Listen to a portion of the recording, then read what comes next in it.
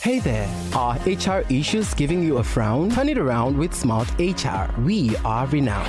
Products are expensive, there's marketing stability. Here, everything is just off the roof. It's a lot to ask me, honestly.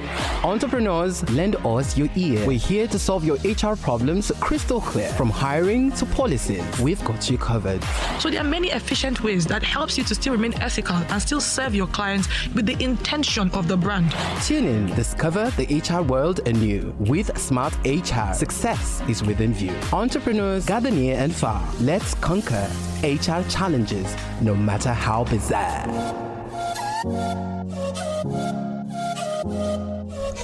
Welcome to SmartHR, the show where we explore all human relations and human capital management matter for entrepreneurs and startups. I am your host, Chukwu Nonso Modi, and today we're looking at employee retention. Now, employee retention is a critical concern for businesses of all size, but it holds a particularly significant place in the world of startups and small companies. Attracting and hiring top talent is challenging, but retaining them can be an even greater task. The cost of employee turnover is not just financial, but you also have to look at productivity, company culture, and morale. Of course, we got you. The show will explore strategies to help you retain your valuable employees with the help of our HR expert. But first, let's listen to a case study, our entrepreneur for today. All right, welcome to the show, Fatima. Please tell us about your brand and the HR challenge you're facing currently. My name is Kwaji Fatima Salami, and at Mida Food, our products ranges from snails, mala fish, catfish, crayfish. Base foods are carefully preserved through natural method and undergo hygienic processing without the need for further preservation. Our aim is to make your life easier by offering convenient and long-lasting food options. So I'll just go down basically to the HR challenges that we're facing when it comes to the business. Number one is specialized skills in terms of limited talent pool. Okay. So finding employees with expertise when it comes to drying and processing of the snails and the fish. Okay. Because the snail is a niche skill set. Not everyone has the ability to do the processing. So that is our number one challenge when it comes to do the work. Okay. And another challenge that we face is competition for talent. Like larger companies, they may offer more attractive compensations and benefits, and it's challenging us. And also when there is an intense competition for talent employees, they go for the competitors because they tend to pay them more. They tend to pay them more.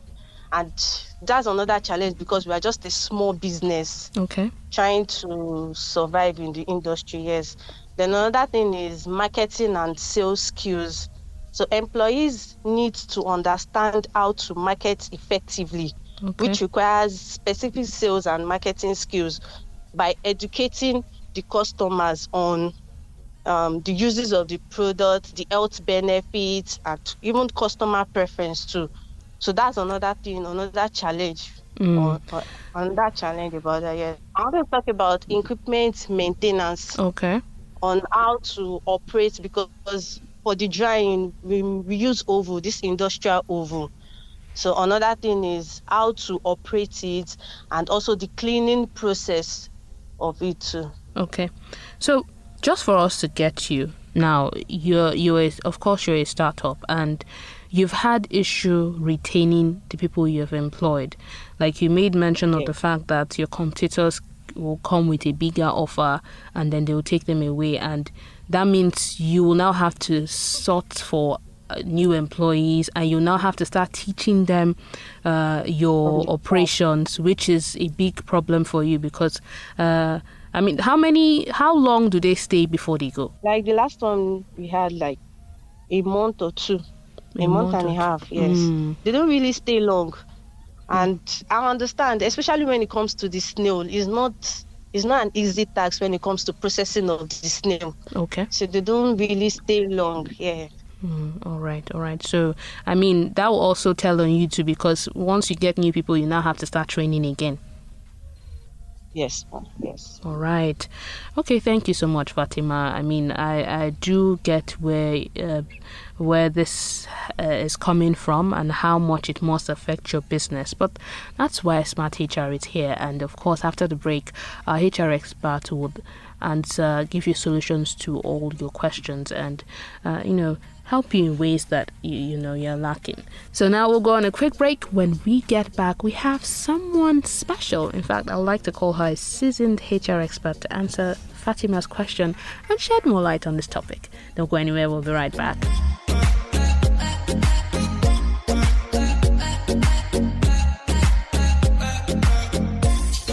Welcome back to Smart HR, the show where we explore all human relations and human capital management matter for entrepreneurs and startups. I am your host, Chukwunonso Modi, and it's time to meet our HR expert. When they say a person is seasoned, it means a person knows their onions.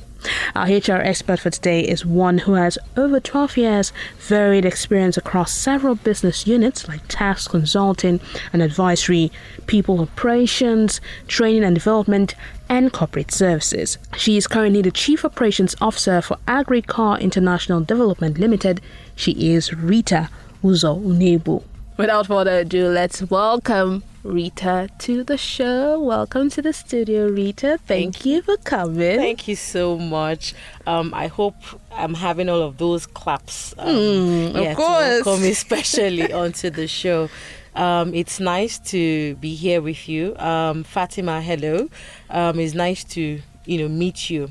A caveat emptor though, because I hear the host keep mentioning, I'm here to give a solution to your problem and all of those. But again, this is a 15 minutes, 20 minutes max show. So, I mean, unless I'm the Messiah himself, I don't know how, the solutions will be given on this show. However, it'll be good for us to talk about these issues. I mean, from what I've learned from experience, a lot of times the solution is not very far. Yeah, it lies within how we do the work and who we're talking to, the people that we have access to, where we get advice from, and the pool of people, that we have access to generally. I'd also like to say that these issues that you've highlighted is not specific to you. So I don't know if to say that that's good news or bad news, but everyone has to deal with these as a reality, especially for most entrepreneurs and business owners. Yeah. So stay strong. I'm sure we would scale through this sometime soon and together. So while you were, some of the things I was able to catch on, when you were talking was getting specialized skills and recruiting them as the case may be, how you can retain your employees because you actually do get them sometimes, but they do not stay for so long. You also talked about sales and marketing skills, or rather the lack of it, because you want your staff members to be able to push and sell your products basically. And then you did talk about machine operation and the fact that it's a specialized area, and as such you're looking for opportunities, or rather places where you can get these people. So I would try to unpack these. Before I start, I would tell you also that I heard you say something like the bigger organizations, the competition, because they're big, they're able to do X, Take Y, them Z, away, and yes. all of that. I will tell you for free also that they go through all of these phases that you're going through as a small business owner, as the case may be. I do not think that it would be any different. Yeah. So first of all, perhaps I should, go by way of asking questions, because the truth is, like I said, the solutions might be something you already have access to, but it just has to do with you being pointed in the right direction. And again, when I ask questions or with the answers to some of the questions, we're able to see how we can walk around some of those things. But I'll tell you for free, some of these things are not things they're not things that you might get on this show. It might actually be, based off on the questions that I've asked. When you think about some of those things, you can then by yourself find the solution. Like I said, given the time frame, it might be a bit difficult. But for recruitment and anyways, getting people with the specialized skills, for business owners in particular, is one thing. So yes, you're a business owner, you have 100% passion, you set up the vision for the business, you basically know where you want to be in a certain or at a certain time. It's usually very difficult for you to replicate that 100%. Let me just qualify that.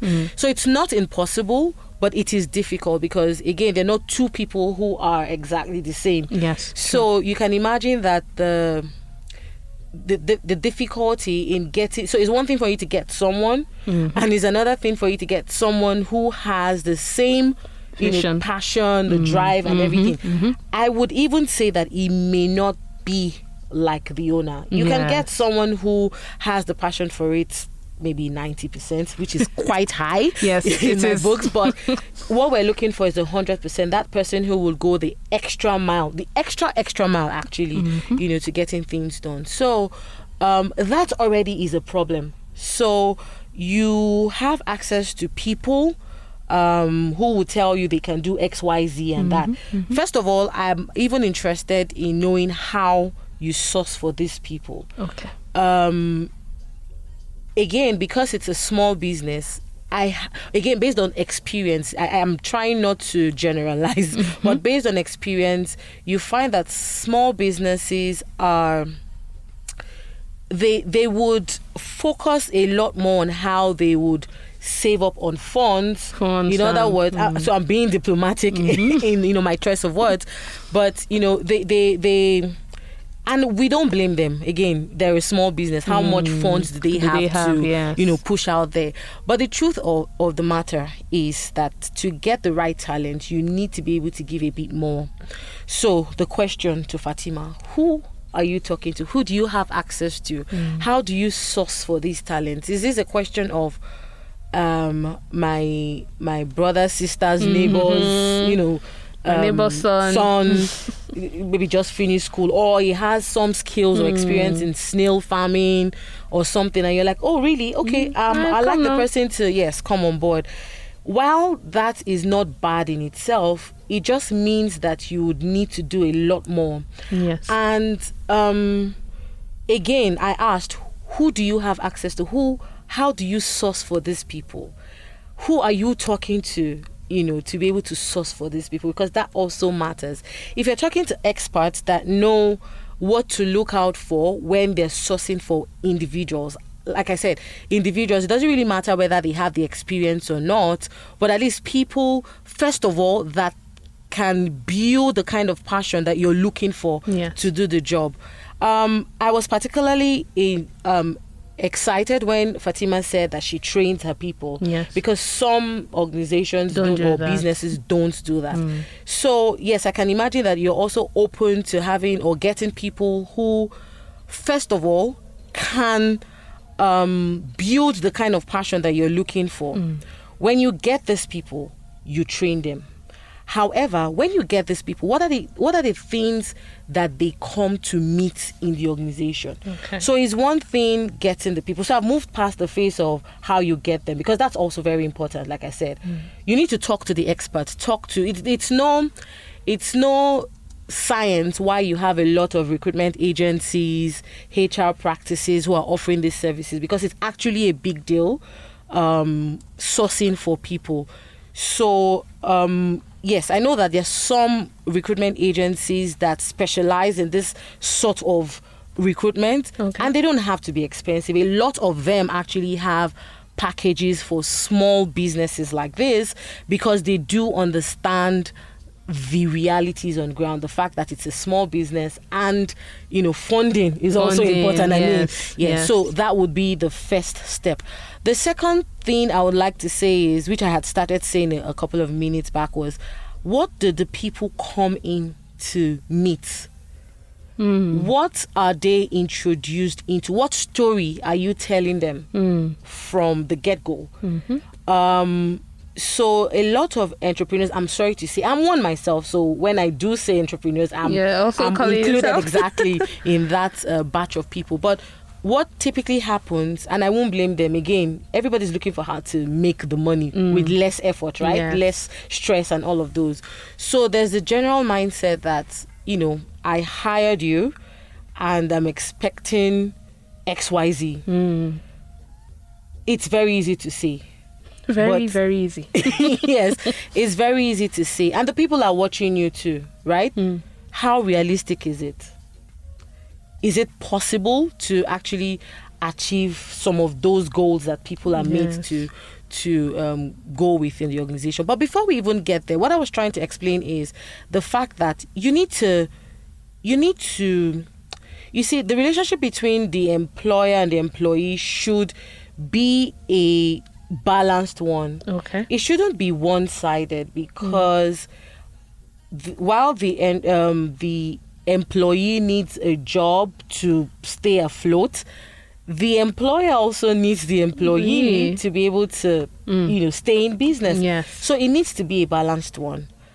Now, I'm speaking to things like onboarding. I know you would say, oh, I'm a small business, I don't have time for that. Leave that jargons to the bigger guys. But like I would say, you're dealing with people in whether it's the small organization or the big organization or the medium, whatever it is, you're dealing with people. The feeling is the same. So what's program? So maybe onboarding is big English, right? So when we say onboarding, people are like, I beg. Your English is plenty. This is how much money exactly. So maybe we shouldn't go by onboarding. What program, what process have you put in place to basically help the people that you want to build the level of passion that you want? Remember, they are the ones to help you achieve the results that you're looking for. How do you get them to align with that vision? Remember, we said you would get mostly the right people, maybe in terms of behavior and all, because that is a big focus for most recruitment processes, right? Yeah.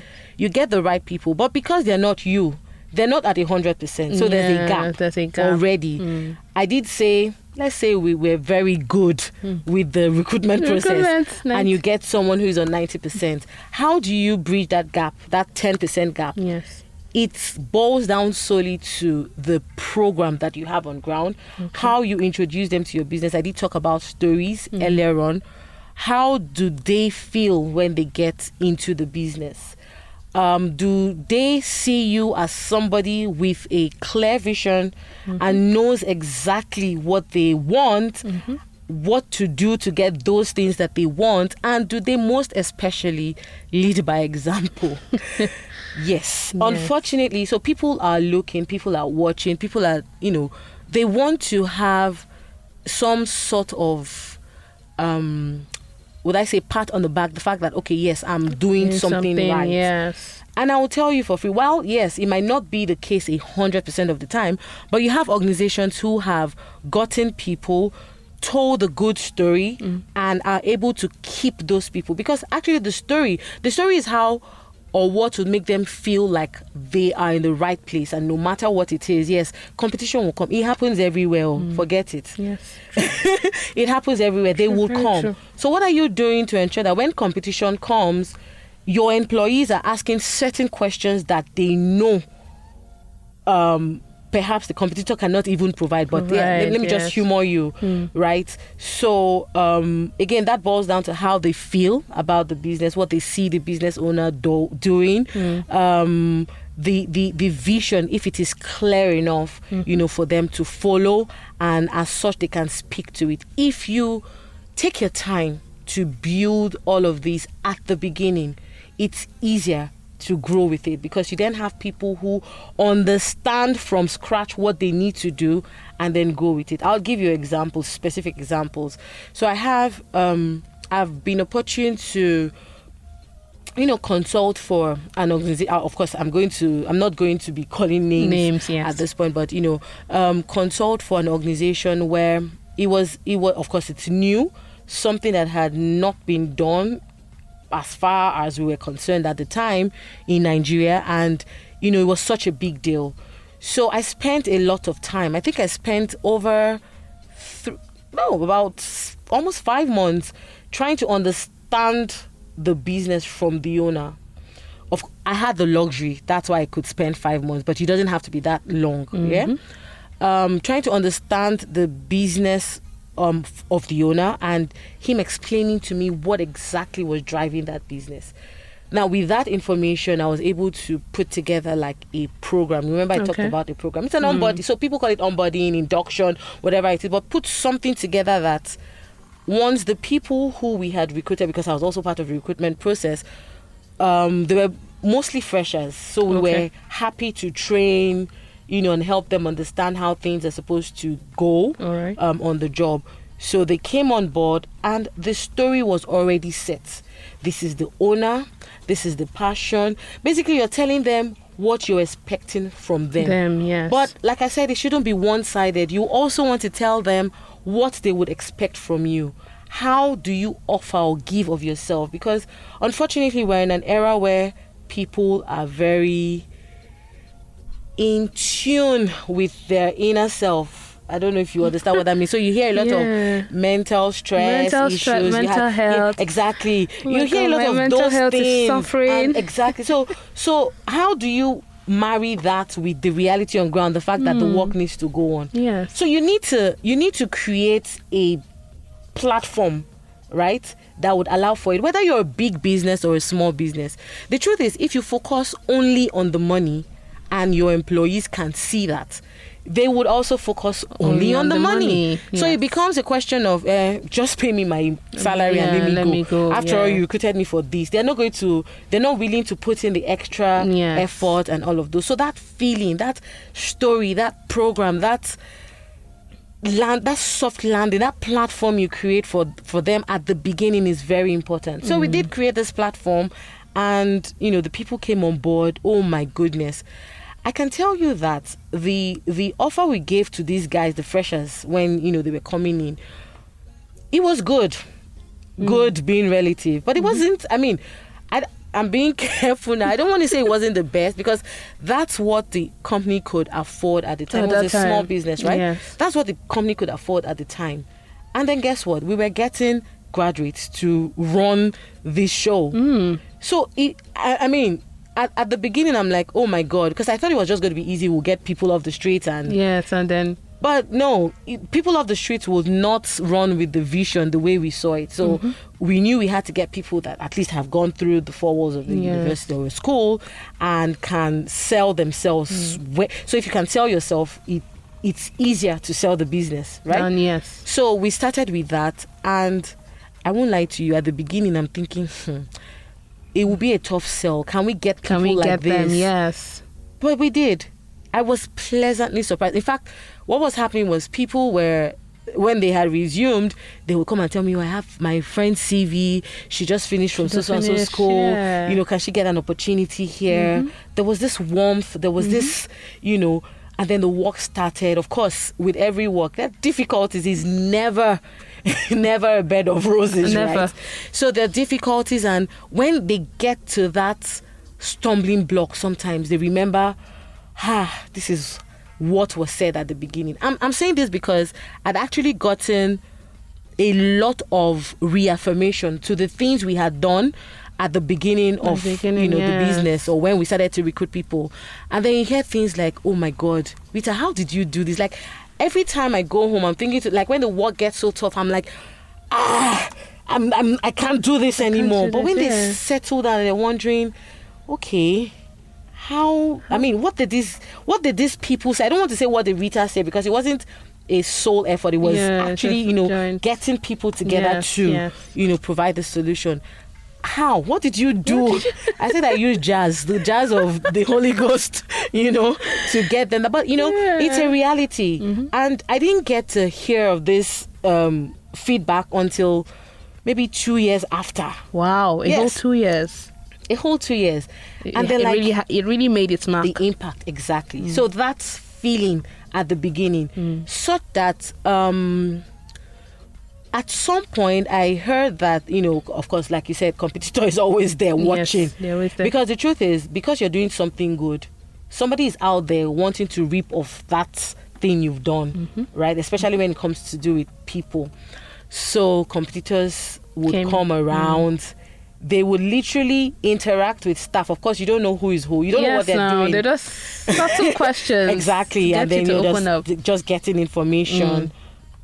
And most of the feedback I got at the time was my people, I like to say they're my people, my soldiers, asking the right questions of the employers. The competition.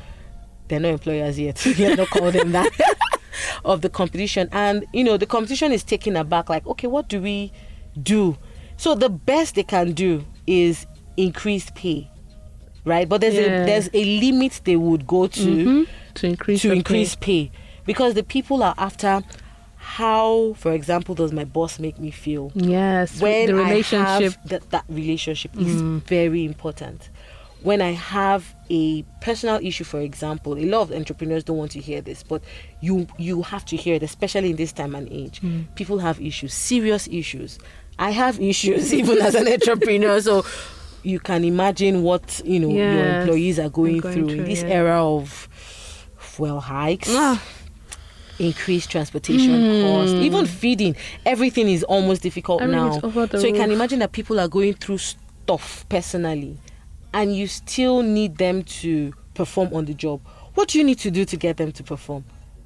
That's the question that needs to be answered. Because there are organizations that do it, that are doing it now, and they're succeeding. I have a friend whose business, when she started her business, she got somebody. This person was like those people you call office assistant. No, not even office assistant, like a cleaner. Okay. Yeah, the person would clean the office. Every once in a while, he'll come and get something down the road for me. That's how the person started. And then before long, the person is currently, and I'm talking real life story, the person is currently managing one of the businesses. Of course, it's taking a while. She has put herself in this person. Yes. Now, what we're doing now, with that process is we're getting people, recruiting people that would understudy her. That's this staff, so that she can replicate herself in, different people. I can tell you for free that it is not easy, but it is possible, And why I brought this up is the question of why did she stay? Again, the reason why she stayed is really with the girl herself. But there's clearly something that held her back. Exactly. Because are we saying that the industry that I'm talking about is a very vibrant industry? So she should have gotten other people. She should have gotten she should have gotten poached by now, because she's doing well. She understands the business. She's one of those sharp ones. I talked about getting the individual first, the good person first. Once you source that person right, I mean, passion 90%, then we can train for the remaining 10% and all of that, which has happened. And this is not the only business I know of such. And this is like a proper one-man business. So I'm not talking big organizations and as such. Once you start to tell entrepreneurs about this, they will say, I can't relate to that. It's not my kind of business. But this example I'm giving is a proper one-man business. So it happens. What are you doing? What story are you telling your people? Story verbally, story doing. Because it's one thing for you to say one thing and another thing for you to do the same thing. So it's the what's that thing? Practice what you preach. Practice what you preach. Type of scenario. Yes. Our people are watching, so we need to put all of those into consideration, because it also helps with retaining your employees. Because I heard her saying talk about that they don't stay a month or two and they're done. Why? What is happening? Yes. So we can point fingers. They just left, but why? Why did they leave? That means that's also that. I mean, from what I gather, you're saying feedback is really important. Very important. So you really need to hear feedback, communication and feedback. And allow them talk. Are they free to express themselves? Yes. Because you, again, like I said, your typical business is, I'm the employer. I pay you to do this. So get the job done. I mean, Rita, this has been a whole almost 30 minutes of I can't having myself. so much. This is a lot. I mean, I'm sure Fatima should have learned, not just her.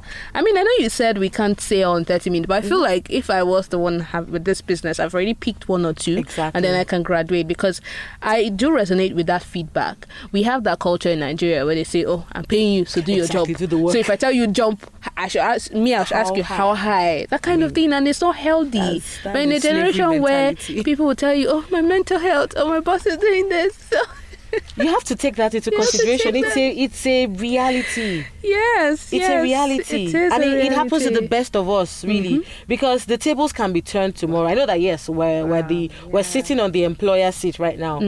Tomorrow, I don't know what your what they call it now, your aspirations in terms of best organization to work for. Say they come for you and you're like, this work, I'm going to do this. You then become an employee. Are you saying to me that you would? I mean, it like I said, it happens to the best of us. Mental stress is real. It's real. Personal issues are real. How do you help your people handle that, in addition to them performing on the job? Yes. Oh my God, thank you so much, Rita. I mean, like I said, Fatima has learned so much. I myself has learned so much. And this is definitely an episode that's been packed. And I'm so grateful that you could come in and, share your sense with it. I mean, you can still reach us on the show. And if you have more questions for Rita, thank you again for coming. Thank you. All right. Thank you for tuning in and listening to our topic on employee retention. I do hope you've gotten one or two out of this. I do hope it's been really insightful. Do not forget to leave us a review and share your feedback on our social media platforms: Facebook, Instagram at Africa Business Radio, and on Twitter, Africa Biz Radio. We would love to hear from you. Until next time, stay positive. I am Chikunonso Modi. This podcast was proudly brought to you by ACT Foundation.